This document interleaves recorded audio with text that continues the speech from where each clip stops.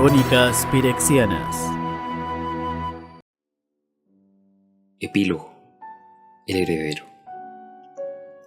Barren observó hasta que el último estudiante se presentó saliendo del borde de tiempo lento del desactivador temporal. Ellos estarían acarreando registros y otros archivos todo ese día, limpiando la última parte de sus efectos personales hasta el día siguiente. La evacuación final de los edificios podría tardar semanas, catalogando cada trozo de papel para que nada se perdiera en ese movimiento. Finalmente los edificios serían derribados para utilizar sus materias primas. Hasta las piedras de pavimento serían arrancadas fuera de la tierra y posiblemente el mismo suelo excavado para rellenarlo con tierra más saludable. La necesidad de tal recolección de residuos solo subrayó su declaración de que Tolaria había quedado inmanejable durante mucho tiempo. El mago experto hizo una pausa en la entrada del desactivador temporal para echar una última mirada sobre su casa, hacia el sobre del tiempo lento que había sido su mundo durante tanto tiempo. ¿Era solo otra mentira o verdad a medias, que alguna vez había creído en aras de la conveniencia? Pero ya no más. Dominaria era su hogar, su mundo. Y él no quería quedar aislado en su exilio autoinfligido nunca más. Los acontecimientos recientes la habían empujado finalmente a la necesidad de su regreso. La necesidad del regreso a Tolaria. Las brumosas aguas lentas humedecieron su piel cuando pasó a la primera cámara. La niebla aparentemente viva en el resplandor azul de las piedras iluminadas mágicamente. La niebla se arremolinó a su alrededor recordándole los eventos monumentales en su vida, y la mente de Barrin formó patrones del caos. Pudo ver, construidos por pequeñas gotas de agua, el reciente fortificado de la primera academia, desgarrado por los trastornos mágicos provocados por sus experimentos con el tiempo. La misma catástrofe que había destruido el tejido temporal de Tolaria y creado las áreas de tiempo lento y rápido. Allí, en la esquina formada a partir de la niebla, estaba la nueva Tolaria. El barco que había sido el hogar de la academia en los años siguientes a la destrucción de la primera escuela, que había surcado las olas hasta llegar a tierra una vez más en las costas de la isla. Por encima de su cabeza, cerca del techo de una torre giratoria de niebla, estaba el surgimiento de la segunda academia, y los fantasmas de niebla que eran, por supuesto, los pirexianos que llegaban para derribar todo lo que ellos habían reconstruido. Un remolino más grande de aguas mezcladas brilló contra una piedra hechizada. El viento ligero, aplastando al resto, al igual que había ayudado a salvar el día en el reino de Serra. Sí, él recordaba aquellos años lo suficientemente bien, las partes oscuras y brillantes de todos esos recuerdos. La brisa de su paso destrozó las imágenes de niebla. Recordó los momentos y eventos que se destacaron visiblemente en su memoria.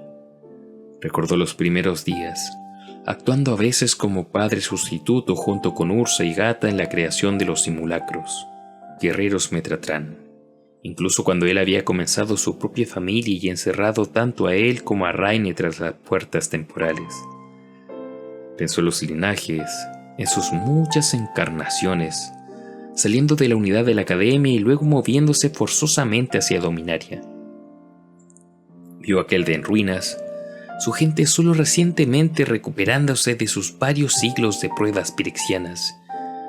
Sintió el clan de los Capachen de Menalia desesperadamente herido junto con media docena de otros centros importantes de los linajes.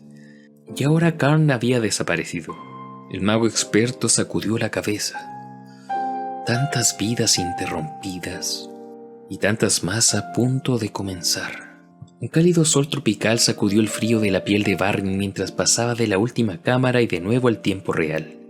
El cielo azul profundo podría haber sido un reflejo de las aguas del océano a excepción de unas pocas nubes nevadas que flotaban perezosamente por encima de él.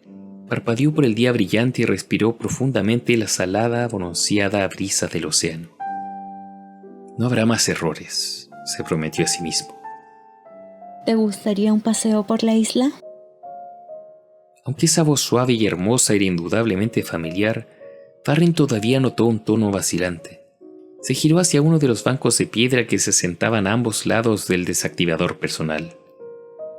Raine estaba sentada allí, sus túnicas de seda reunidas a su alrededor, cada mano metida en la manga opuesta.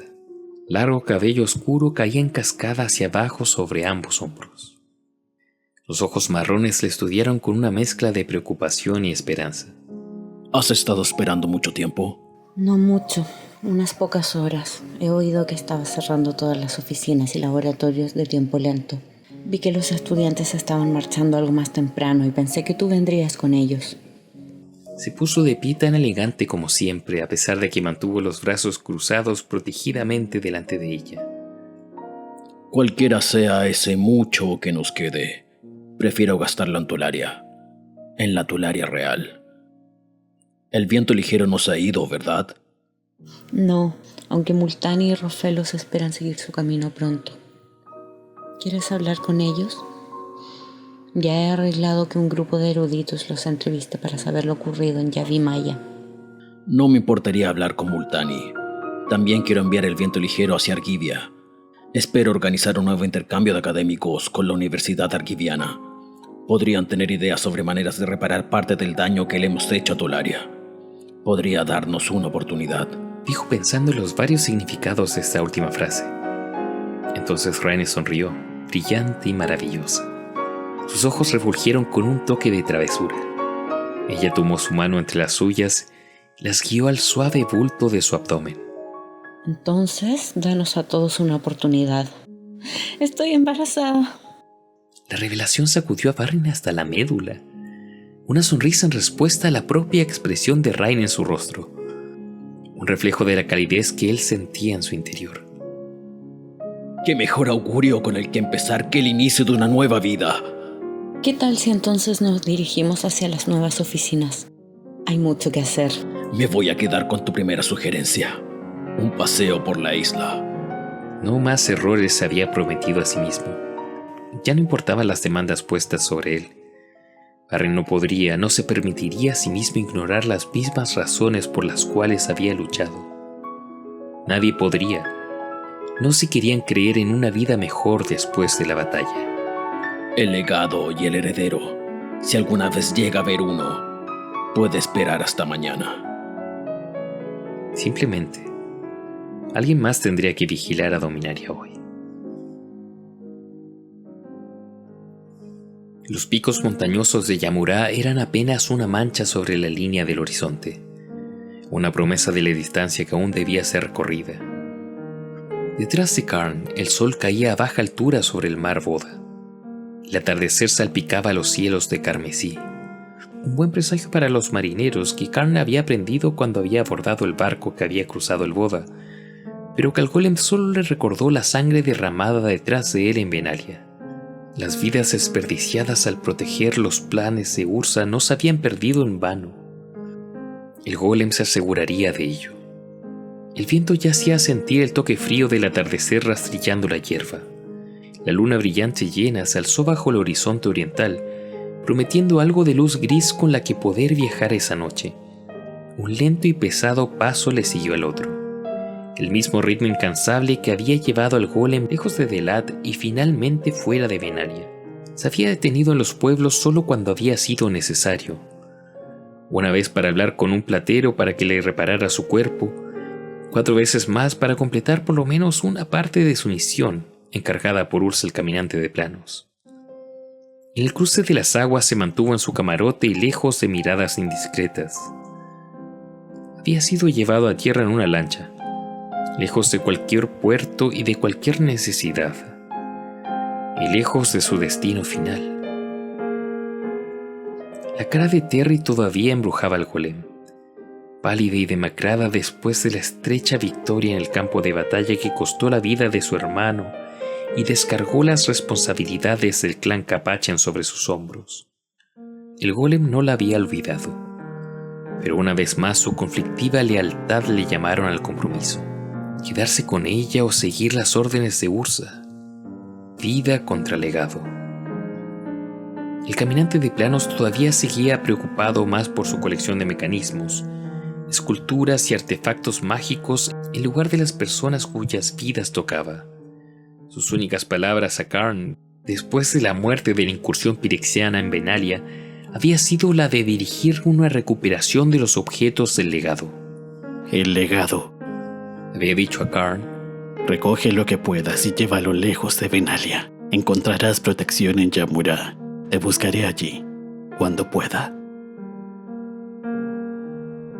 Él le sonrió con una especie de sombría autosatisfacción y desapareció de la existencia, dando un paso al entremundos. Tal vez era mejor que Ursa mantuviera sus palabras así de simples. El caminante nunca sería convencido de otra cosa que su propio genio, de sus propios planes para el futuro de Dominaria. Vida contra legado. Para Karn la elección era fácil. Terry Capachen permanecería en su memoria durante el tiempo que Karn la pudiera guardar allí. El golem ni siquiera podría recordar el día en que viniera la invasión, si la completa invasión ocurría alguna vez, pero él viviría las próximas 2 décadas, al menos seguro en el conocimiento de que los héroes Capachen vivirían a través de al menos un hijo. Entonces, una de esas vidas, algún día podría hacer una diferencia. Llevarse el legado de Benalia que Ursa le habría encargado, protegerlo hasta que fuera encontrado de nuevo por el caminante de planos.